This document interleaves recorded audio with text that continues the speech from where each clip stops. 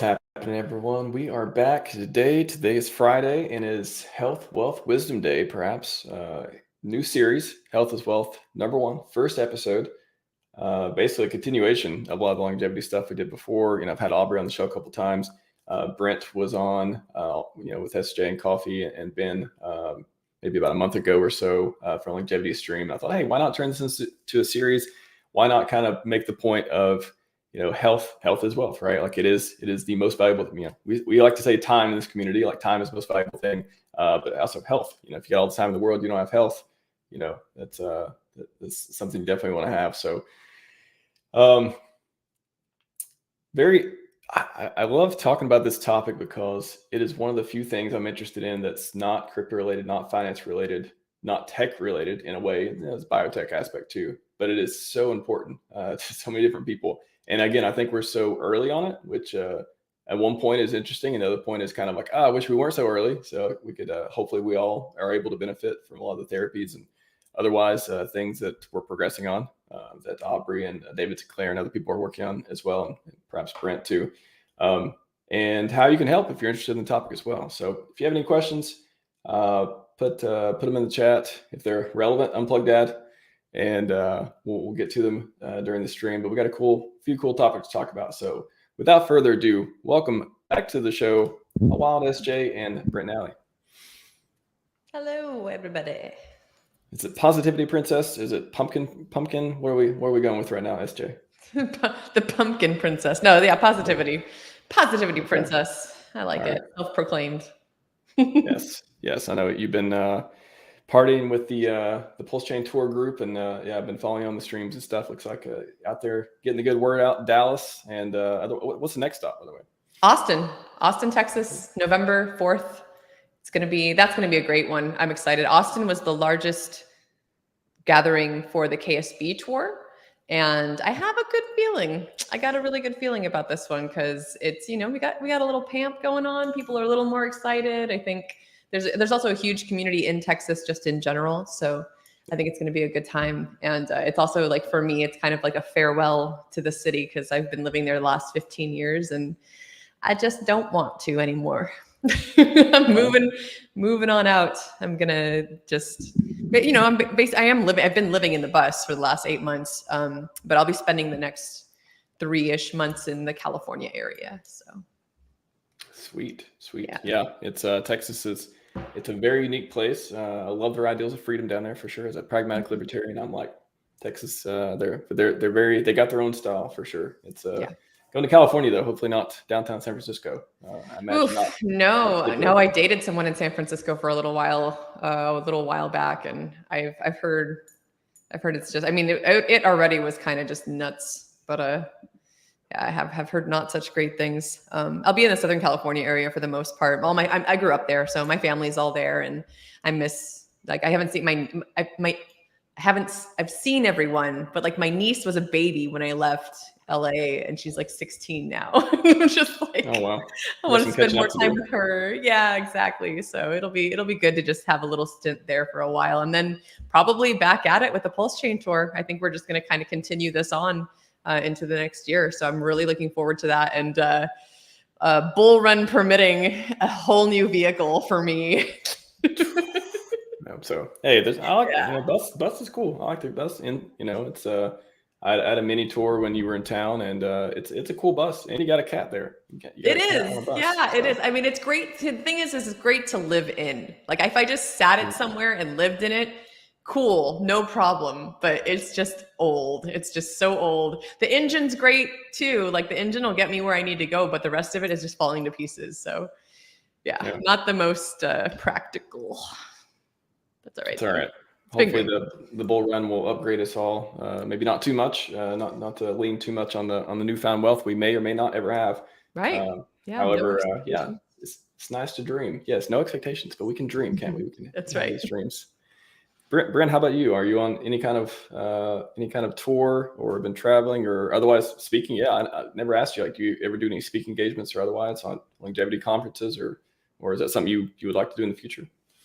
Yeah, I have in the past, and hopefully look forward to in the future. Right now, I'm on the parent tour, so that's a lot of staying at home and parenting. I have my son will be 4 on November 20th, and my daughter just turned 15 months. So we're in the thick of it. I don't know if there's any parents out here, or if anybody else has had time with like nieces, nephews around young children, but it's really intense right now, and just I do a lot of research on a lot of different things, just regarding health and things like that. And from what I know about child development, like those first 3 years are really, really important, and you can never get them back for the development of the child in many ways. So we don't have to get into all that, but the way my wife and I have decided to parent is probably really different than most people, especially in like California, where we are, America in this day and age. But it's been really energy and time intensive, which you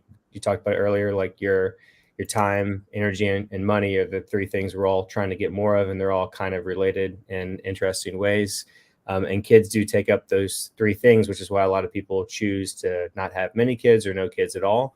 But it's also like the most rewarding thing you can ever do when you create a human and put that focus in that investment is really what it is, and then see it grow. And so I'm just in the thick of that right now. But in a few years we'll get back. I was on Instagram. My wife and I were crypto travel couple in 2018. We went to 25 countries in 2018. I've been to like 45 countries. Used to travel a lot, and now I just don't really travel much. But that will change soon, and I look forward to getting back to conferences and doing things like that. So there's the Yeah, no, I know. Actually, if you want to start there, I'm kind of curious too. I know there's plenty of people who probably have kids watching as well, or watch the replay. Like, what? Just you don't have to spend a lot of time on it, but like, what are some of the? I'm curious. What are some of the things you do different with your kids or your lifestyle or otherwise that you've found to be unique and productive and in whatever way that you're going for? What is your goal? I guess on that too.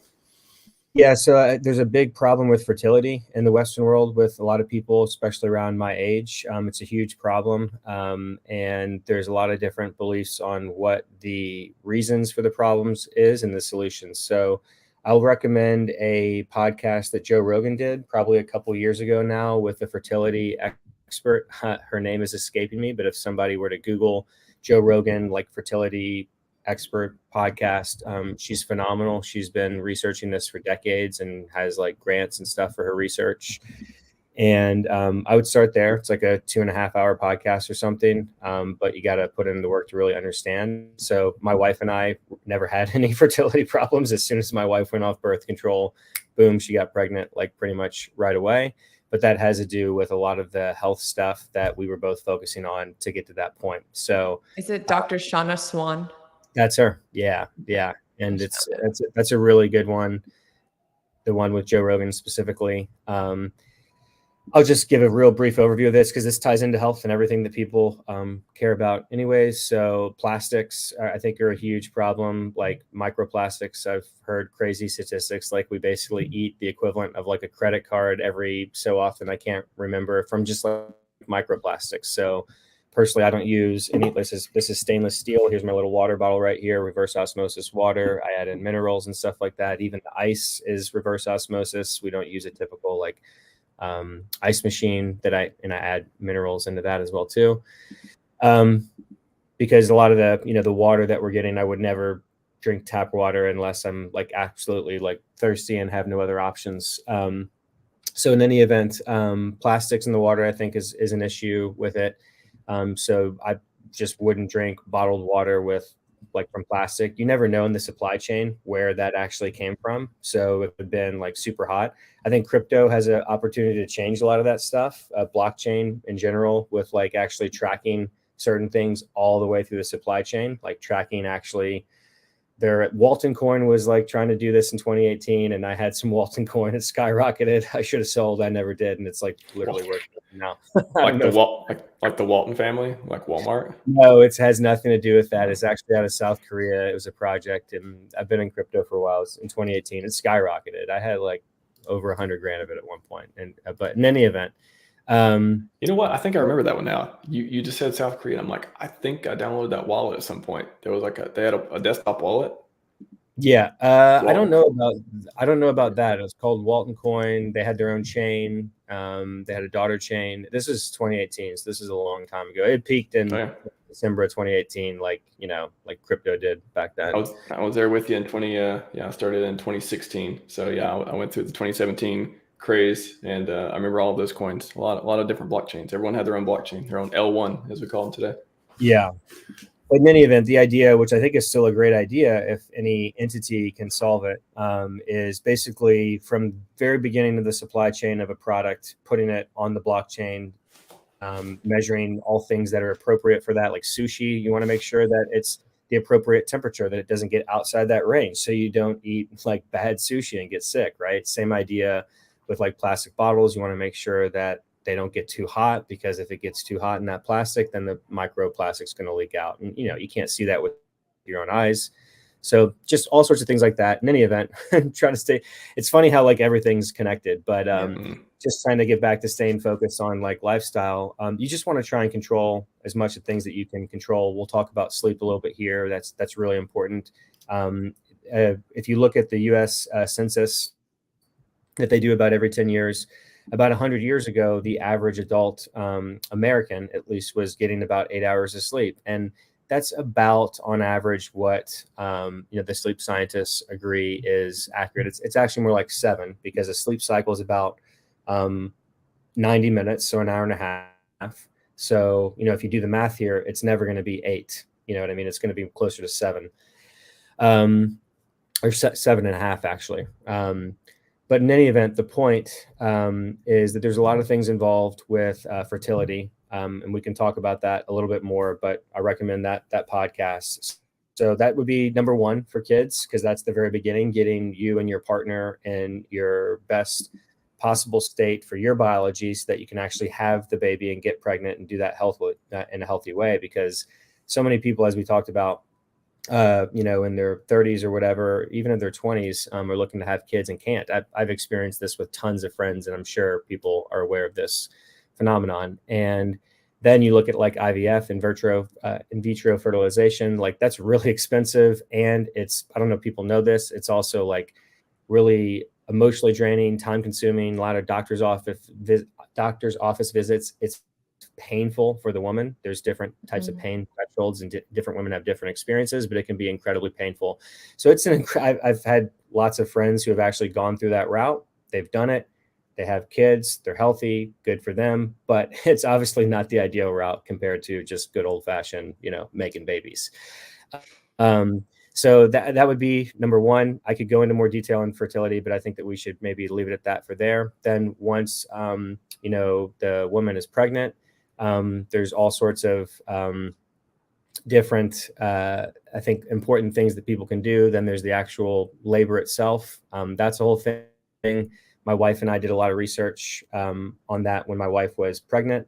And we still didn't learn enough in the first pregnancy, and didn't have the best experience that we were hoping for. It didn't go through you create a birth plan with your, whatever birthing team that you're with. For us, we chose to go a natural birth route with a midwife, and we also hired a doula for our first child. But my wife, and another thing, Hollywood, they say like 9 months is typical gestation period for humans. It's actually not 9 months, it's 10 months, closer to 10 months. It's actually 40 weeks is like what your what's average. So if you do just 4 times 10, that's like 10 months. My wife was 42 weeks pregnant to the day from the conception, that date that they gave us when she had my son. And she was scheduled to be induced about 3 hours later. She didn't actually have the baby. So that's how close she was. That's why her pregnancy was so bad. Like my son, my first child, just didn't want to come out. And we then did more research for the second child and learned that there's actually certain things that you can do, like exercises, leading up to the pregnancy, like weeks before, leading up to the labor, like weeks before. And then also just eating dates. And it's a specific type of date. I think it starts with an M that my wife was taking multiple times every day in the few weeks up. It helps ripen the cervix to help the baby like come out sooner and better.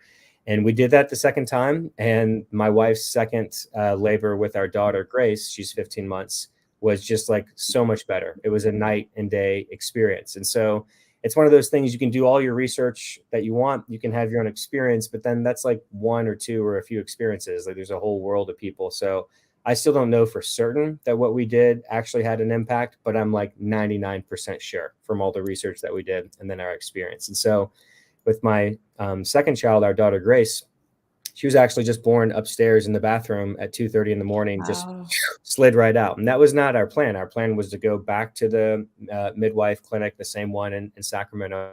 We're in El Dorado Hills, about 2 hours east of San Francisco, the closest birthing center through like our healthcare. We could have done it at home, but that wasn't our choice based off a number of things. We chose to do it at the birthing center. My wife, for our first son, was trying to have the baby, our son Alton, at the birthing center, but she kept throwing up and couldn't keep water down.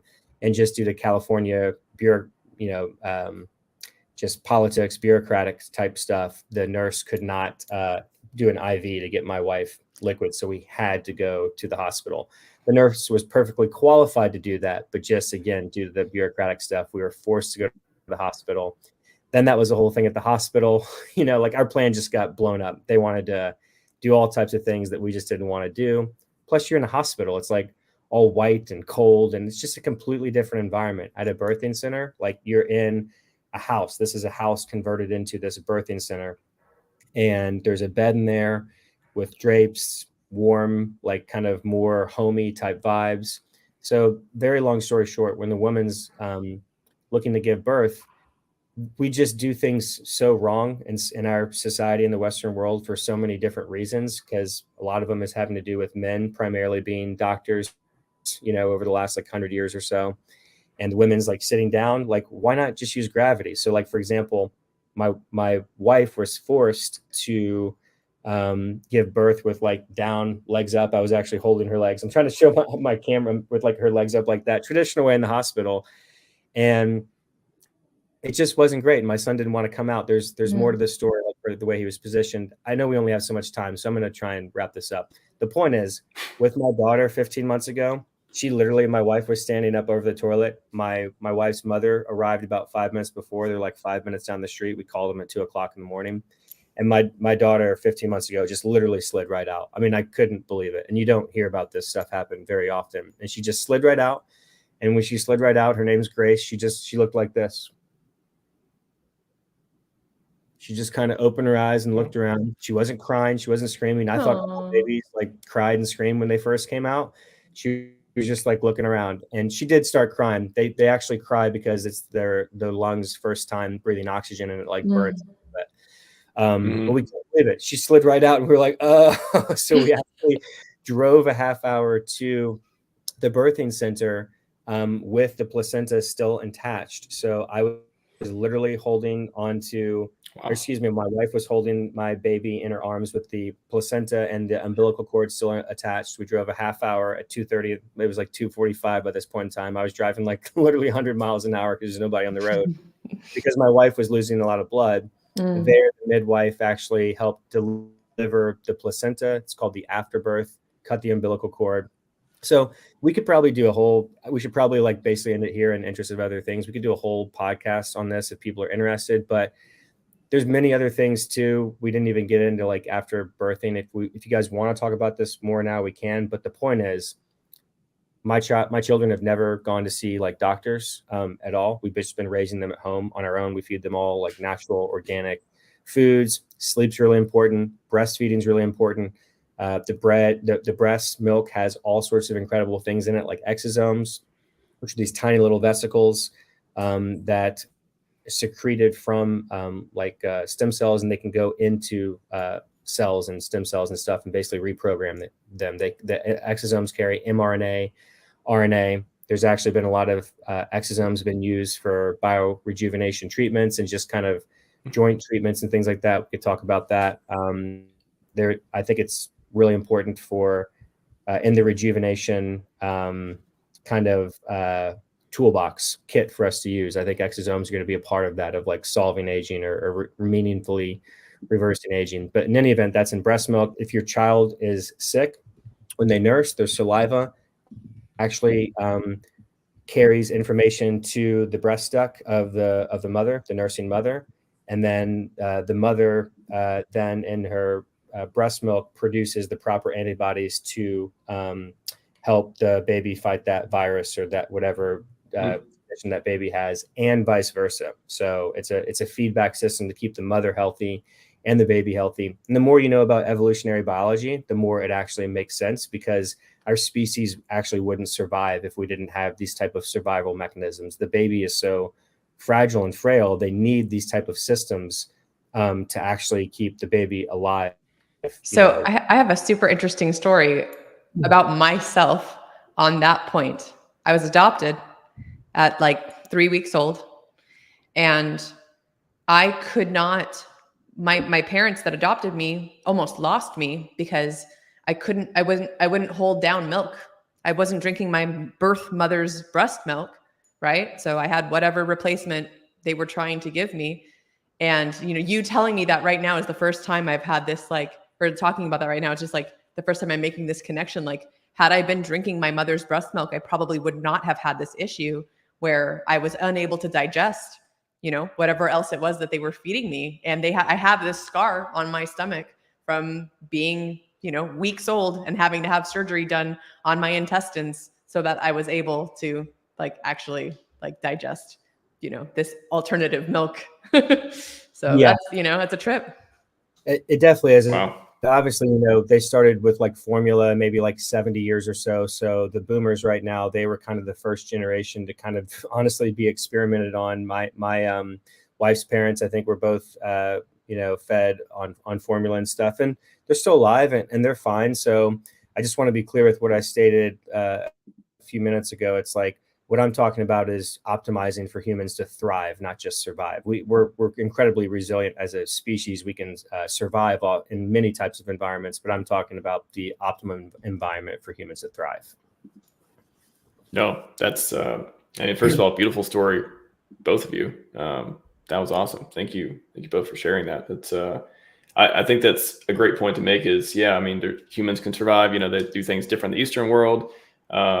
In the city is different than the country, and the different, different methods of doing stuff versus the Western world as well. But it's people can survive, people can live, long lives and be healthy and all that stuff. But getting in a position to doing a lot of the natural things that you talked about too, it's going back to our roots. I don't know how many times I've had a conversation, where it's okay, someone's afraid of something. They're, afraid of a virus, or afraid of getting sick, or afraid of doing something in a certain way. And it's well, how did our ancestors survive? Shouldn't we should be able to survive through this stuff, the friction, the stress and stuff. Stress can be a force for good. It can make us stronger. If we don't break, we become stronger from it in a lot of ways. Obvious exceptions, but that's something I think it's very underrated in today's world too. Is that stressing your body, stressing, talking about cold plunges and just, for example, I like to run. If there's 6 inches of snow on the ground, I'm still taking my run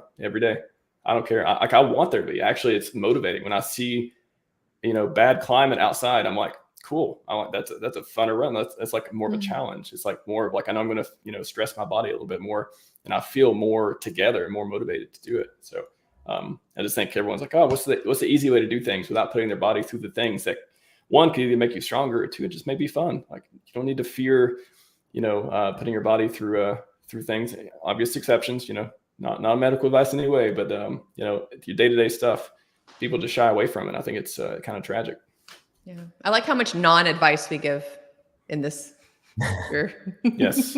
None of this is advice. In the description of this podcast is like, anything I grunt is no professional advice in any way. Right. If I say it, I grunt it, I hint it, I wink a certain way. None of us are doing that. Unless you are. I do have tax advisors on here who actually, Carlos Quintana is actually a tax guy, and he can give tax advice, but not me. Anyways, Brent, what are you going to say?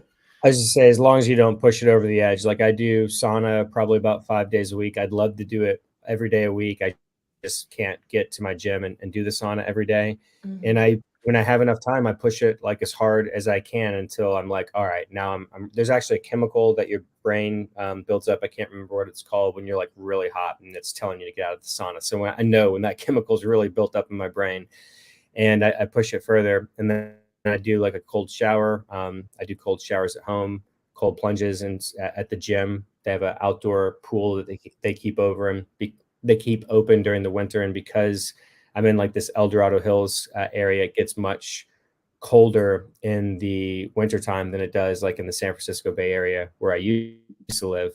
But Max, I was curious, where do you live? I actually don't know. If you want to share from the live stream. Off the grid. Yeah. Okay. Yeah, he's obviously a cold during the winter. Yeah, I mean, we have a lot of meetups. I'm in the Seattle area. We have a lot of meetups here anyways. Yeah. Cool.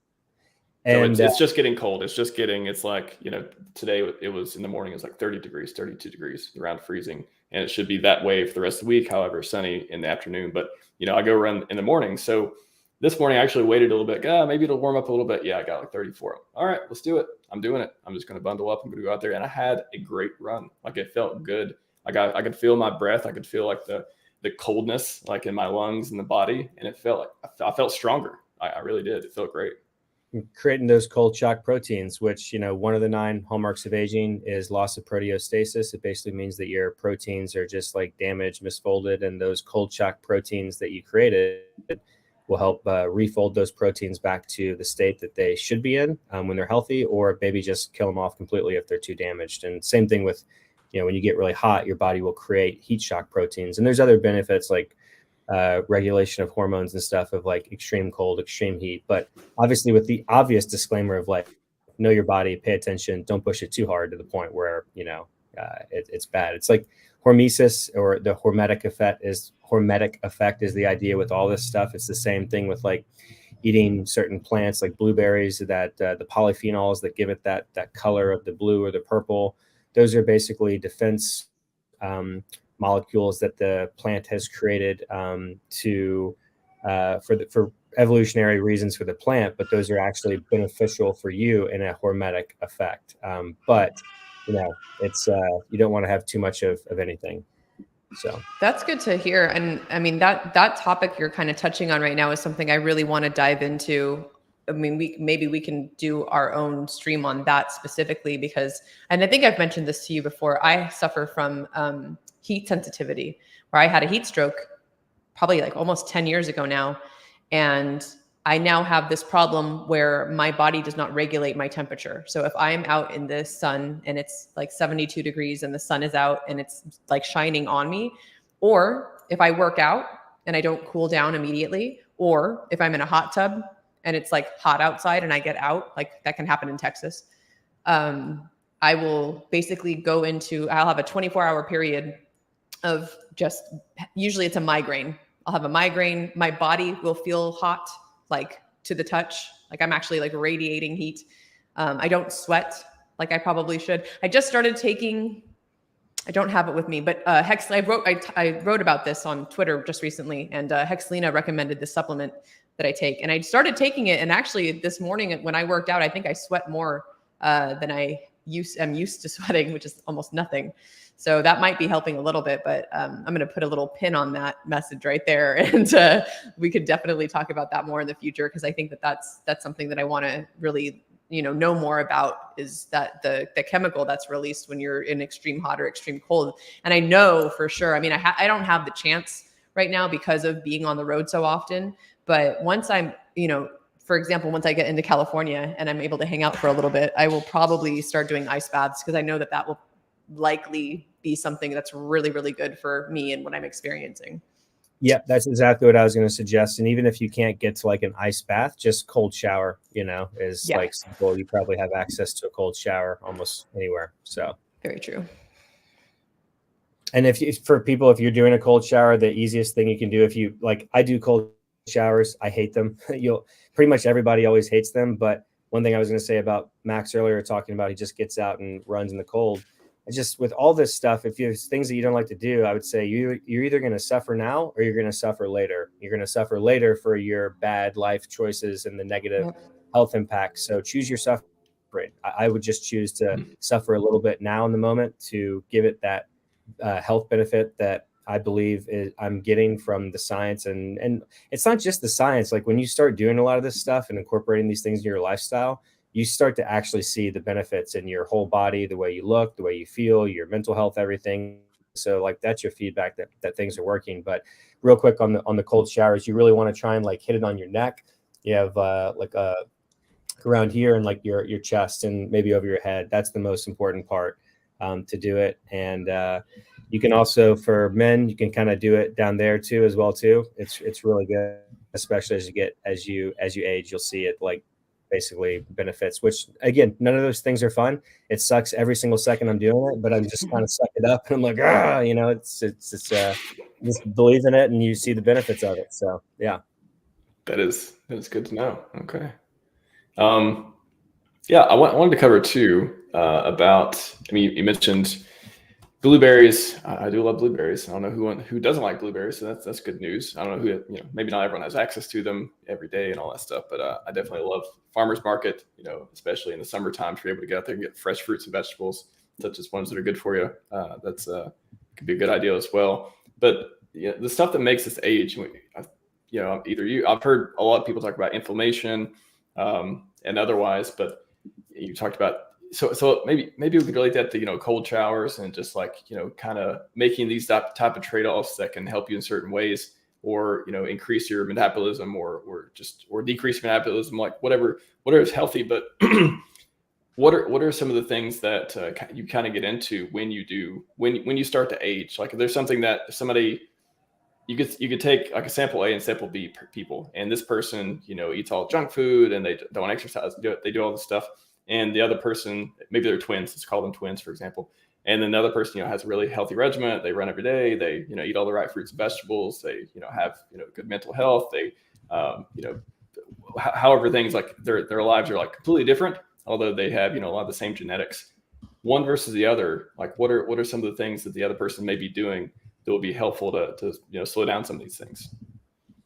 Yeah, I'm going to answer that. I just want to say something real quick on blueberries, which I found fascinating. I learned a few years ago. My son loves frozen blueberries, and we do a lot of shopping at Costco. I think Walmart is number one and Costco is number two, I believe, at least in America, and maybe even like the whole world as far as sales of organic produce.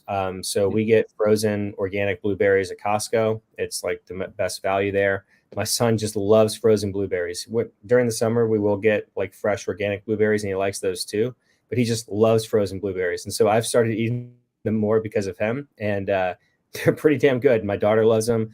And the funny thing is there's actually different chemicals that are good for you in certain frozen fruits and foods that are not actually in them when they're unfrozen. And I found that fascinating. I don't remember exactly what they're called. People can research that. I took a screenshot of this like 2 years ago when I learned it, but I'd have to scroll to like 2 years ago and I have no way of finding it like in my photos. I should be better about putting things into folders. Like if I tag that in like blueberries and put it in that folder, but that's a whole fascinating thing that we could talk about at some point. But now to answer your question, Max, on your live stream with Aubrey de Grey a couple weeks ago, whenever that was, 2-3 weeks ago, you kind of asked Aubrey a little bit about, I think you asked him about his lifestyle or whatever, if he's doing anything for aging and to kind of slow, stop, or reverse his own aging. And Aubrey's basically been answering this same question the same for approximately the last 2 decades. And Aubrey basically says no. But when I interviewed Aubrey in his office at SENS Research Foundation in Mountain View, California in July of 2019, I said, so people could find that interview if they want on my Brent Alley YouTube channel, my personal one. and I have show notes and timestamps in there if people wanted to try and find it that way. But I kind of cut Aubrey off and make sure we didn't move on to something else. I said, well, Aubrey, that's not exactly true, because the mind is incredibly important for longevity, for health span and lifespan.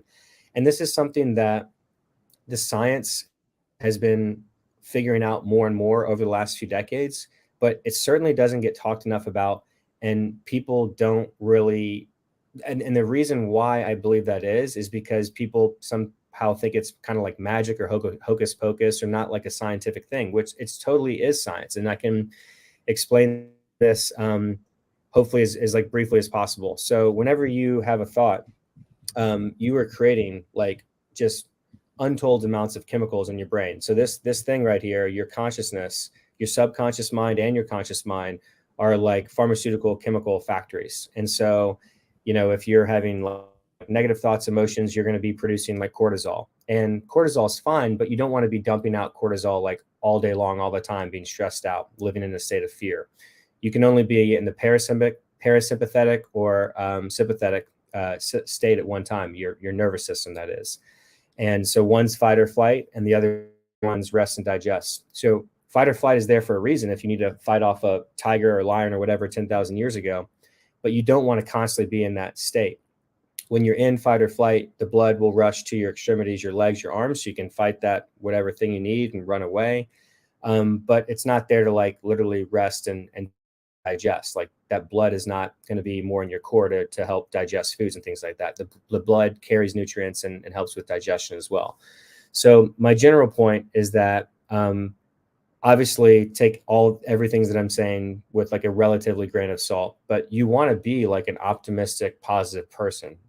They've done studies on this, and it's just really important. You don't want to be a pessimist for like many reasons in life, but health is like the greatest one. So I think that's really important. There's something called social hallmarks of aging. It's been done by a researcher at Stanford. I can't recall her name at the time. At Lifespan News on our YouTube channel, we did a video on this maybe 2-3 years ago. I believe Sadir El Shouk hosted the episode. So you could just type into YouTube social hallmarks of aging, and maybe lifespan.io or Lifespan News, and that video would come up. It's a very short 4 or 5 minute video. People could do other searches if they want to learn more. But the point is that people have actually like researched this. So to cut to the chase, it's like have good social relationships. You know, from the research that I've seen, you can really only have like maybe 6 meaningful relationships at any one time socially with like people. There's just basically not enough time in the day. You obviously, we all have social media, and you could have, you know, 2,000 friends on Facebook or something, but that's not what I'm talking about. I'm talking about like face-to-face interaction, like actually being with people, not just on the internet and stuff like that. I think that's really important for our mental and physical health for various reasons that we could get into. But I think that that's like really important for longevity. And it's something that just doesn't get discussed enough, but hopefully maybe what I've just said here is kind of the tip of the iceberg, but hopefully I've given some really practical, like objective things that are actually relatively scientific, the way that I kind of explain this. This is not just like something where we have no idea how this is happening. And this is the same thing in the placebo effect. The placebo effect, basically you give somebody a sugar pill or just a fake pill. There's not the actual medicine in it. And you give other people the actual medicine. And what you'll find in certain scenarios is that the people receiving the placebo sometimes get just as good, or maybe not quite as good, but very close, or sometimes even better results. And you think, how could this be? Well, it kind of goes back to what I was saying before. If the person believes that what they're getting is helping them, then they can like be in a better mood and generate those positive chemicals to help their body heal whatever it is. So that's the very short version of it. But the other thing that a lot of people don't realize is the opposite of the placebo effect, which is called the nocebo effect. Most people haven't even heard of this. The nocebo effect is a real scientific phenomenon, which is just the opposite of placebo, which is that your negative thoughts and the impact on your biology to, basically destroy your own life and your own health. And so, there's a phenomenon as well when you have a couple that have been married for a long time, elderly couple, one person dies. the other one dies like shortly after, talking like days or weeks or months after. There's certainly like things that are not just placebo nocebo involved there with like, if you've ever been around an older couple, like a lot of times they depend on each other to get them their medicine and things like that. So that's certainly part of it. But basically people can die from like literally a broken heart. And when I say literally, I mean like there are emotions, there's 50,000 neurons that are in the heart. There's a place called HeartMath Institute, which is just south of Santa Cruz in California, just south of Silicon Valley. It's called, I believe it's called Boulder Creek, California is where HeartMath Institute is. Rollins McCarthy is the head of HeartMath Institute. I've tried to interview him a few times a few years ago. It just didn't work out. But long story short, they've been doing like the best research on the heart for the last few decades back to the 90s. And they've actually found 50,000 neurons in the heart. And they found in many times that the heart is actually sending information to the brain. So we could talk about that. It's like pretty wild, and like still like most mainstream researchers don't even know about this. But my point in general is that like, look at what's going on in the world right now with, we don't have to get into this a whole lot, but I'm half Jewish. And so since October 7th, like this world's been crazy for me. I have 19 blood relatives in Israel. I've been to Israel a couple of times. I actually stayed in Palestine in an Airbnb with my wife in 2018. So I know quite a bit about Palestine and the conflict there. And I've been putting way too much, fear porn in my brain the last few weeks. And I've been following this war, the Israel-Hamas war, way too much the last few weeks. But because of two things, number one, my family being there. And also I believe that this war is incredibly important geopolitically for us to either go more and more into World War III, which is what it's unfortunately kind of looking like where we're going, or get closer to peace. So I didn't want to go all the way down that, but I'm just saying like I personally in the last few weeks have seen the effect of like putting the CNN, the Crisis News Network constantly flooded into my brain. It's not good. I haven't been sleeping as well on top of the two kids, but I've been talking a whole lot there. I could talk about some other stuff if people are curious, but I just, hopefully that's kind of like the tip of the iceberg to talk about like, yeah, your mental state, who you're around, the thoughts you put in your brains, the things that you're thinking about, the things that you do are very important, and they don't get enough emphasis. Too many people are focused on vitamins, food, and stuff like that. That stuff is important. Exercise, sleep, it's all important, but your mental state is incredibly important as well too. It's a great segue to SJ wanted to bring up sleep and talk about that we'll wrap up on this. I got one more after this, but we'll hit sleep up. Yeah, and I mean, there's this really great segment, Brent, between you and Richard when the two of you talked longevity, and there's a whole, I think it's like the whole last hour of the stream, you two talk about sleep and all the different ways that you can get better quality sleep.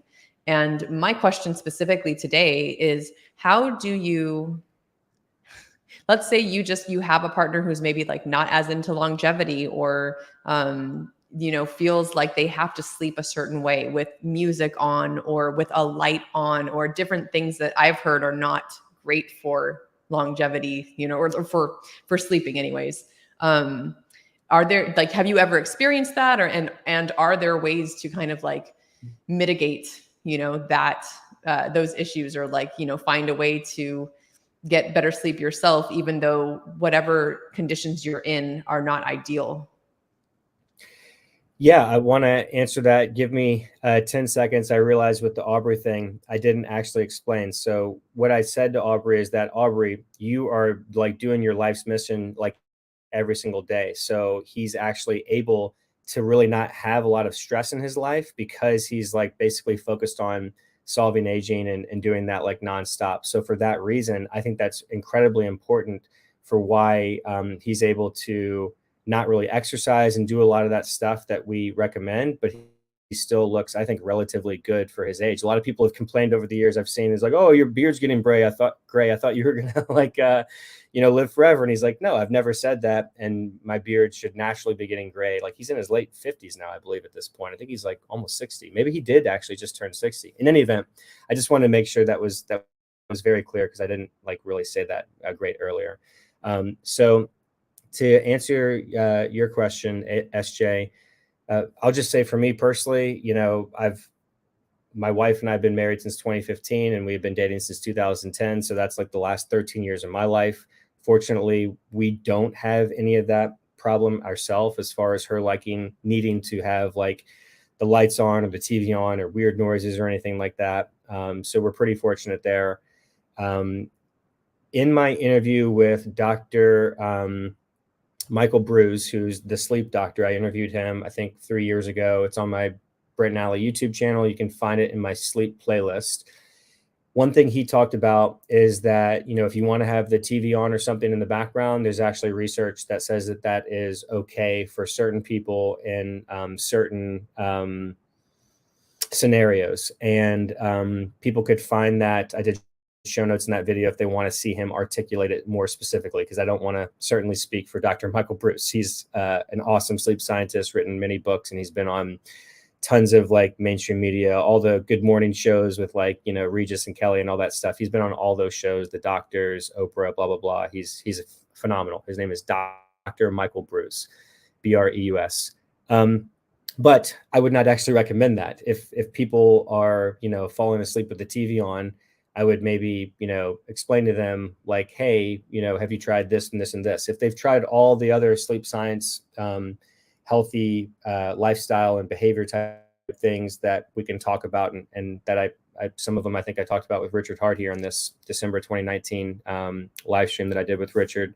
Then after that point, maybe if those things aren't working, then maybe they do just need some background noise on, and maybe that rerun of whatever their favorite sitcom is can actually help them fall asleep. That is like a real thing. But I would try other things first, is the long story short with that. But that's not really answering your question completely, SJ. So I would say I would talk with my partner and try and figure out ways to, explain the science of like the environment that you would want based off the science, and to get to sleep and stay asleep as quickly as possible. And again, we can talk about that soon.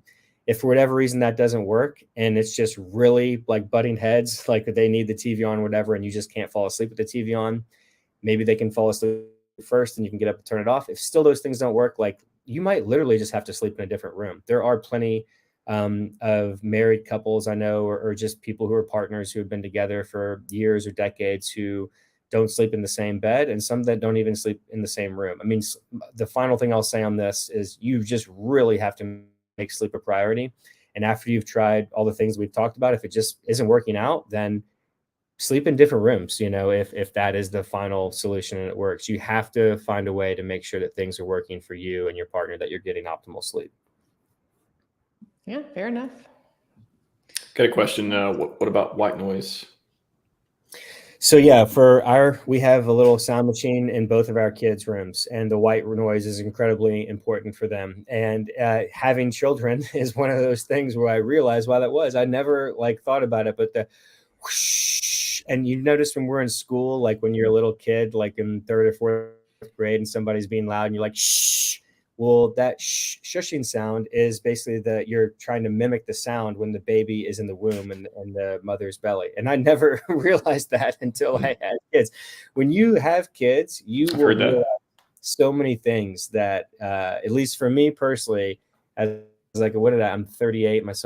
I had my first kid at 34. I felt so dumb that there were so many things I didn't realize until I had kids. And that's one of them. So yeah, that white noise sound is what we have on the sound machines that we have in our kids' room. We just bought them on Amazon. They have other settings like, the ocean and raining and stuff like that. But we keep ours on the white noise for the reasons that I just stated. And it does work really well for them. It also allows us to kind of be a little bit louder around the house. Of course, we keep their door closed once they fall asleep, but it helps them stay asleep without any other things, any other house noises or whatever disrupting them. For adults, we would be using that more for us, my wife and I, but right now with young kids, we just can't really do that because my wife needs to be alert if either of our kids wake up, but specifically our 15-month-old girl, because she's still nursing. So she'll wake up periodically throughout the night, and my wife will need to go into her room and nurse her. So she won't be able to hear that if we have a white noise machine on in our room. So when kids, my advice, I'll try and keep it maybe to people who don't have kids, because that's just whole different ball game. There's literally so many sleep books that are written about, for kids specifically, because the whole rules change when you have kids about sleep. Yeah. Coming up on time, I do want to get in something that I thought about last conversation we had afterwards, and I just remembered it. I'm glad I did, because I know you talked about a lot of different, I mean, even today you talked about a lot of different things, different trade-offs, different ways of doing things that are outside the norm that maybe are more expensive or take more time or more energy or more planning or otherwise. And, whether it's, like only eating organic or not drinking bottled water or all the stuff that, I mean, really, if you're not used to, it can create a lot of friction if you start doing it. Maybe you don't like it in the end, but that's what I wanted to ask you is like how do you reconcile the trade-offs for doing this stuff that's, I get it, you kind of sort them by ROI and like, hey, this is going to help me with, rejuvenation in this way, or it's going to be like, I guess, how do you prioritize things, and how do you, if people want to make changes, but they're struggling because, now I got to spend more money, or I got to spend more time, or got to get used to a new process. How do you think about the process of evaluating, how you do things in your life? Every single thing in life is trade-offs. Every single thing. Name one thing, try and name one thing, and I'll tell you if you think that might not be a trade-off, and I'll tell you what the trade-off actually is. So there's time, there's money, there's energy. We were talking about, I think it was before we went live, Max, about like time being our most precious asset. And I've heard really smart people say, well, it's actually not time, especially now with like social media and stuff. It's actually our attention, because that's kind of like, our attention is kind of like one level above time, because you can be doing anything with your time, but you get somebody's attention, and that's, you're using time for doing that. And then I heard something a few weeks ago too, which, especially again, coming back to me being a parent, they said, well, it was on the podcast that I listened to with this guy, Brian Keating. He actually said that,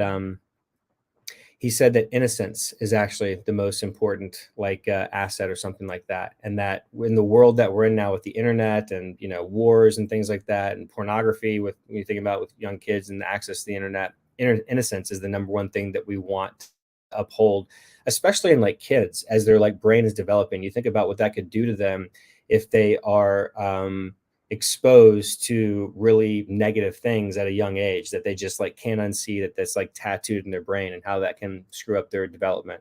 So in any event, sorry that didn't fully answer your question. I just wanted to kind of those are things that I had just kind of heard on like podcasts on social media that I hadn't really thought of in that way, because I've been saying for the last few years that like time is our number one asset, but now I'm starting to think more about like attention, because that's what we're all vying for right now on the internet and everything. And then also like innocence, especially for young kids and things like that. But to answer your question, Max, it really does come down to trade-offs. It really does come down to ROI, as you stated. And so each individual is just going to have to look at their particular unique situation.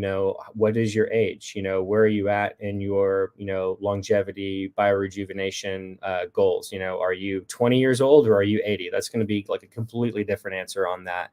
How much money do you have? Is it just you, or do you have a family that you're supporting as well too? I have a wife and kids now, so I'm no longer, single Brent Nally, which is 24 years old. I'm 38 with a wife and kids. So I personally think about all those things first. I will say personally, in my journey, I think I wasted way too much money on supplements and things like that. I know that a lot of people are, especially in the longevity, anti-aging, biorejuvenation space, are kind of obsessed with a lot of supplements. It's also a great way for, influencers and companies to make money. So they're always pushing this stuff. Honestly, from unfortunately what the current research that I believe and from my own life experience, a lot of this stuff isn't doing a whole lot. There is great, when I say this stuff, I mean like supplements. So I still take certain various supplements like every single day. I take creatine. I take about 2 to 5 grams of creatine, depending on my blood work. I take, well, actually, I don't want to go into like, I could just do a Rolodex of stuff, but I take various supplements, but they're personalized for me. And I've done various videos on this on my YouTube channel, and it's like based off my blood work. So I don't want to like waste, I know we're short on time. I don't want to like reel off my personal like supplement stack, but I think there are legitimate supplements, nutraceuticals, certain things that you can take in a pill or capsule or like powder or liquid or something that are beneficial. But in general, like just eating real, natural, whole foods, you know, like I go to the grocery store at Costco and we buy grass-fed butter, and it should just be called butter. And the other butter that's not grass-fed that comes from corn-fed cows should be called fake butter. Like if we actually had a real FDA that had like ethics and morals, that's literally what it should be called, because cows did not evolve to eat corn. So the only reason I give that example is like, just try and eat the most real, natural foods from organisms that are being raised and cultivated in the way that they evolve, you know, through evolutionary biology. And then don't overeat. You know, calorie restriction is actually the best form we've seen. The best, trying to think of the right word. Calorie restriction is the number one thing that we've seen across all organisms that we've studied, everything from, you know, C. elegans, worms, fruit flies, mammals, cats, dogs, everything all the way into humans, for actually extending healthy lifespan. So when you're about 80% full or something like that, stop eating, you know, don't overeat. There is, it takes time. It takes a few minutes for the vagus nerve to send a signal from your stomach all the way to your brain to tell you that you're full. There's two chemicals. It's called ghrelin and leptin. So ghrelin is that hunger hormone that your brain's going to produce, again, from that signal from the vagus nerve from your gut to tell you that you're full.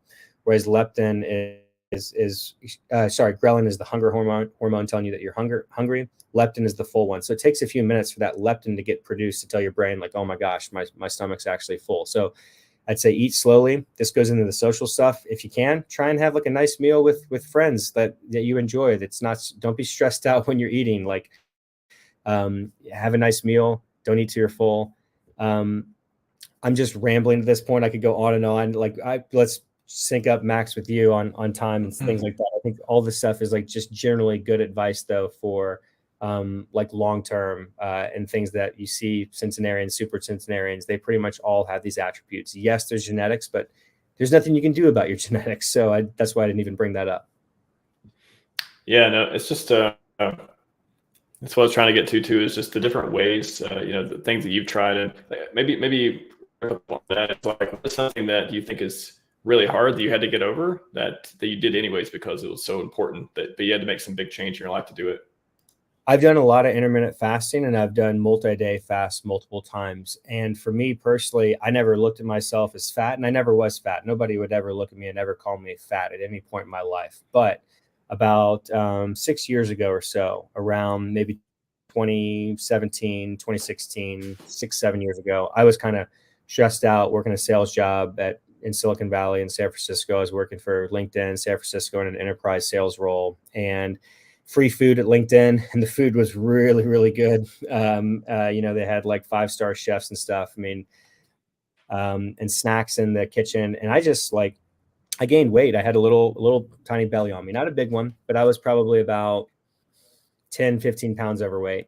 So that intermittent fasting, when I started learning about that really helped. I did multi-day fast. The longest multi-day fast I ever did was May of last year, 2022, from May 15th to 19th. I think I did a 112-hour fast. That's 4.5 days where I literally ate no calories. I didn't take any vitamins or supplements or nutrients or anything. Salt, I just, you know, some people recommend that you take some of those things like salt, electrolytes, certain vitamins, things like that when you're fasting. I didn't do any of that.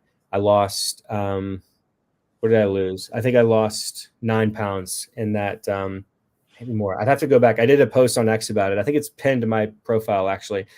But I would say that the interesting thing about like intermittent fasting and multi-day fasting that I never got into it for, never was curious about. I just really wanted to like lose weight and be healthier. And the science is robust. We could do a whole podcast on intermittent fasting, multi-day fasting, but you will learn a lot about yourself when you don't eat for that long, everybody's on their own journey, wherever they're starting out, you know, SJ's done fasting. She can talk about that, but 12 hours, 16 hours, 18, 24, then you get into multi-day, like the type of thoughts going through your brain, the way your body feels, you'll just learn a lot about yourself. And it's made me a more resilient person, because if there's a zombie apocalypse, like I know I can go 5 days without eating food. It's not going to be fun, but I know that I can survive. So it's like that kind of mental confidence, and it just adds another skill set in my life experience. So, and I was, like I said, I was never doing intermittent fasting for that reason. That was kind of a side effect.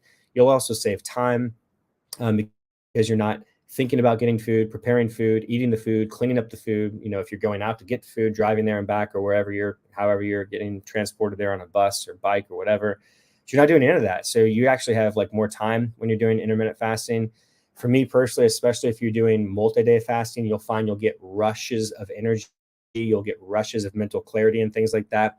But then you'll also have times where you're like, oh my God, I'm feeling woozy. I'm tired, man. I'm just really hungry. I want to break. You'll go through all of that. So in any event, intermittent fasting, multi-day fasting is like a really interesting thing to do. But if you're already like skinny and you're already like in really good shape, maybe, you know, you want to be careful about that. You can overdo everything. There's always like the right amount, the Goldilocks effect for everything. So I want people to think about that as well too.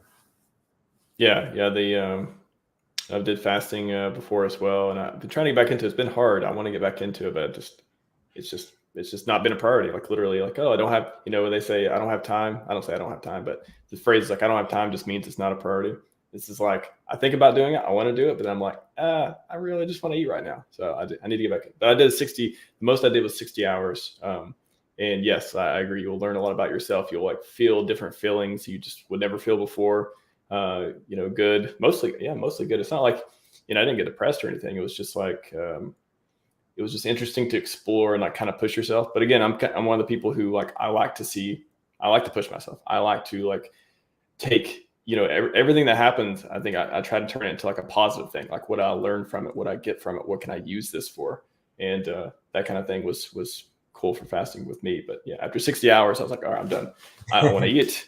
I got to eat right now, and I'll be done. So that's anyway. why I was on my first multi-day fast as well too, Max. I did not start off doing 112 hours, and yeah, because I didn't know how much further I could go if I was pushing it. And so yeah, that's great. And a final thing on fasting, if people are going to do like multi-day fasting, just make sure that they drink a lot of water throughout the whole time. That will keep your stomach full and keep that ghrelin, hunger hormone I talked about, suppressed, and kind of upregulate more of the leptin, so that you're tricking your brain into thinking it's more full by keeping your stomach full of water.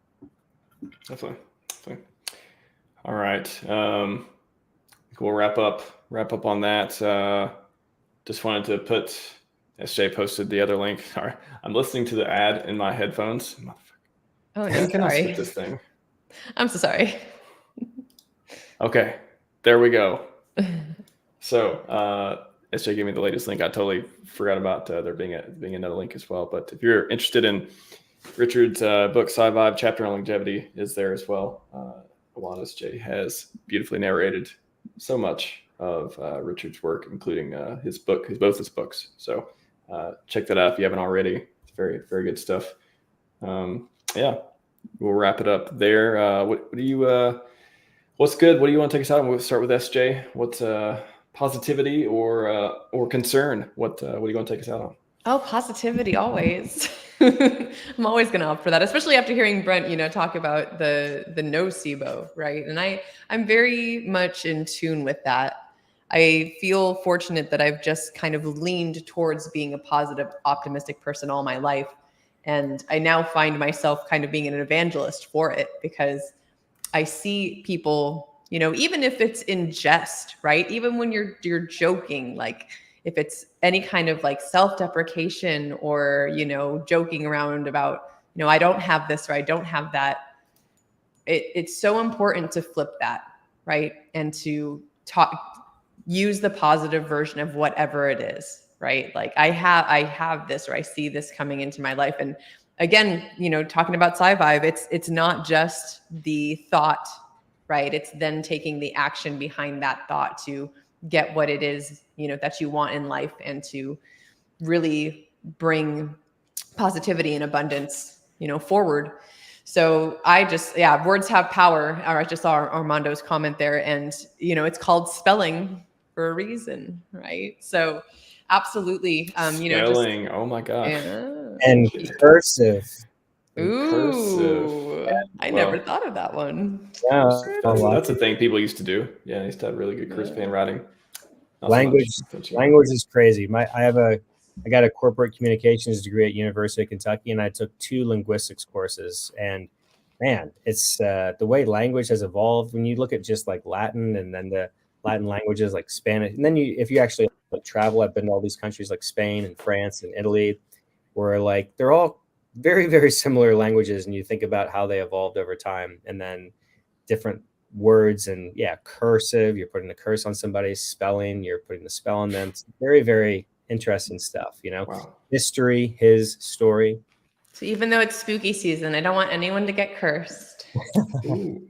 Happy Halloween, everyone. It's coming up. Stay positive. And thank you both for your time and your energy towards this. I really love that we are a community who wants to build each other up and see each other live fully and live happily and healthily as long as we possibly can. So money is good. Health is great. That's right. One more real quick before we get to Brett's outro. Armando asked, is the beginning of the fast, intermittent or prolonged, the most initial weight loss from water? Sorry, I read that horribly. Okay. I'm reading it here now, and I think I understand. I'm not exactly sure, so I don't want to answer that question definitively. However, I will say, I don't think so. I think that, what you'll find is when you start your intermittent fasting, or if it's a multi-day fast, you will clear out through number 2, especially if it's a multi-day one, because what's happening is your body is using all of the food possible. And a lot of that might be like actually stuck in your GI tract. We could do a whole episode on this, on like the benefits of like intermittent fasting on a daily basis. If you want to just do that every day, like whether it's 12, 16, 18, 20 hours every single day, there's people that do that. I did that for certain periods of time. Or if you wanted to do a multi-day fast, and you'll find like your number 2s, you'll feel like, it's clearing out if you're doing a multi-day fast. SJ and Max could probably talk from their own experience. They've also done multi-day fast. So you're definitely like losing weight there objectively if you're doing number 2 more. Also, your body is just losing glucose.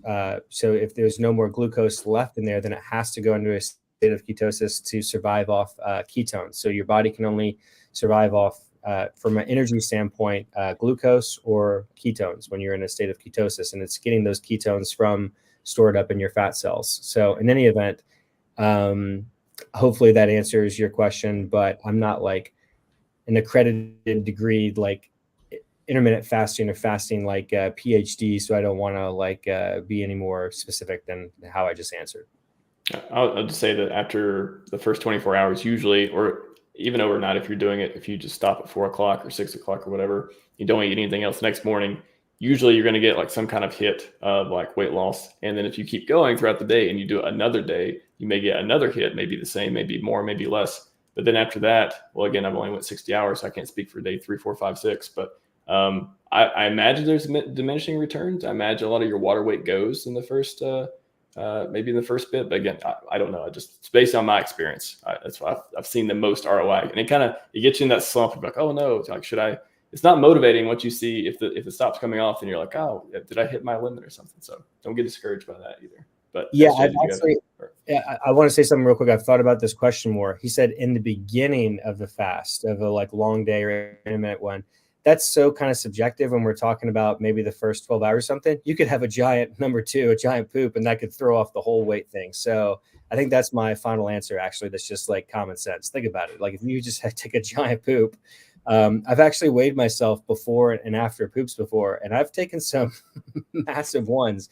That's probably more than like I could lose from water. So I think that's my final answer. I think that it could be either or. It just depends on like how much feces you have in there and how much you've drank in the last water or liquids in the last 12 to 24 hours or something. Does that make sense? Do you guys generally agree with how I articulated that? Yeah. Well, I would say definitely, especially when I'm fasting, that part slows down. It seems like a lot. But I don't know. It's different for everyone. I think it's different for everyone. So it's I don't know. I don't feel like I have enough data to say on that. What about SJ? His question is still there. He's saying at the beginning of the fast. So Yeah. I don't know exactly what he means by the beginning. I would assume he's talking about like the first 12 hours, right? Yeah. I mean, I would say a lot of I always, at least, and I could be wrong, I always think a lot of the water weight comes off in the first 12 to 24 hours. But I don't know exactly. That's just what I've always thought. Yeah, that's definitely true. But what I'm saying is that you're probably going to be doing a number 2 in that time period. And depending on how much number 2 you're doing and getting rid of, that's kind of really dependent on, how much you had in there and what your lifestyle was. That was my general point. So it's kind of hard to answer that question like objectively. Does that make sense? Right. So it's really like the lifestyle, how much you drank in that time period, I think. Yeah, for sure. And a lot of people want to like work their way up to a fast in a way, right? Or work their way down to a fast, right? Where you're eating less and less as you're getting ready to go into an actual fast.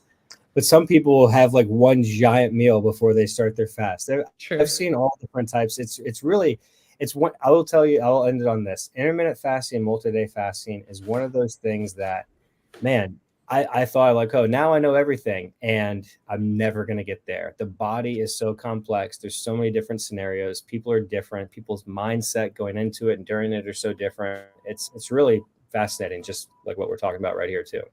Right. Brett, where can people find? Yeah, at a wild SJ. What's your Twitter, Brett? So it's just Brett Nally. I think it's actually. It's just at Brett Nally is my X. And I live streamed after, I think last month I did I read the entire Walter Isaacson biography of Elon Musk on my YouTube channel. So you can find that, YouTube breaks it up now where you have to click on live to see live streams, and it doesn't show up from videos, but hopefully I'll start creating more content on my YouTube channel again soon. But I really do like the live streams. I can edit videos, condense them, but I like this format a lot more. So maybe I'll start doing more live streams on my channel soon. But pretty much X and Instagram are the platforms I'm most active on these days. Yeah, I think YouTube pumps the algo for live as well. Like I had the thing up a minute ago, and I was on the Scivive video, and I saw that it showed RHMax was live, longevity stuff, or health is wealth. It was showing it on a page next to like a whole bunch of other like way more popular videos, way more views, all this. But it had the live because it was like related to Scivive, longevity, all that stuff too. So live algorithm likes the live. I'll say that. Yeah. SJ, excuse me. You said Austin's next. What's up for the PulseChain tour? So PulseChain tour, we're winding it down for this year. It's going to be Austin on November 4th. That's our last. Kind of like second to last seminar. So we're doing the Fix the Money, Fix the World seminar in Austin. And then they'll also be doing a seminar on the cruise. So that cruise is to celebrate the Hex birthday. It's from December 1st through the 7th. And they're going out of Los Angeles to Cabo San Lucas. And they're celebrating the Hex birthday and Black Hexagon celebrating her birthday. So that's going to be a lot of fun. Awesome. And then in between those two events, we have Phoenix, which will be our last meetup. So Phoenix, Arizona is November 18th. Austin, November 4th, Phoenix, Arizona, November 18th, and then the cruise out of LA from December 1st to the 7th. And then y'all, we are going to just be kind of brainstorming and like booking places and setting dates for our next tour. We're definitely going to do this into next year. Looks like we're going to be joining with a little bit of the KSB team and what they're already planning to do into next year. So I'm really looking forward to that. And just, yeah, I love the fact that I get to spend my time and energy promoting things like longevity and hodling. It's wonderful and beautiful. And if you want more information on any of that, you can find me at a wild SJ all over the place. In fact, I do. And if anyone's interested in like van life, bus life stuff, I started catering to that on Instagram. So my Instagram is now going to be more like van life, bus life, that kind of stuff. And just talking about Hex in the meantime. So yeah, there's all that. Follow the PulseChain Tour on X and PulseChainTour.com for more information and tickets. And we are going to keep that website going into the next year. So even though the format's going to change, things are going to change a little bit, but PulseChainTour.com should still be the URL that you want to go to get tickets and get info for all of that coming up. Thank you. PulseChainTour.com. That's awesome. I love what you are doing, going to different cities and spreading the good word and longevity and hodling and all the fun stuff. So everyone, that's all we have for you today. Thank you both for joining me. It's a great conversation. Again, we will we'll come back for number 2. I get the pun in, didn't I? For health and wealth number 2 at some point. And this is a great conversation. I love it. All right, everyone, Scivive and 5555. We are out.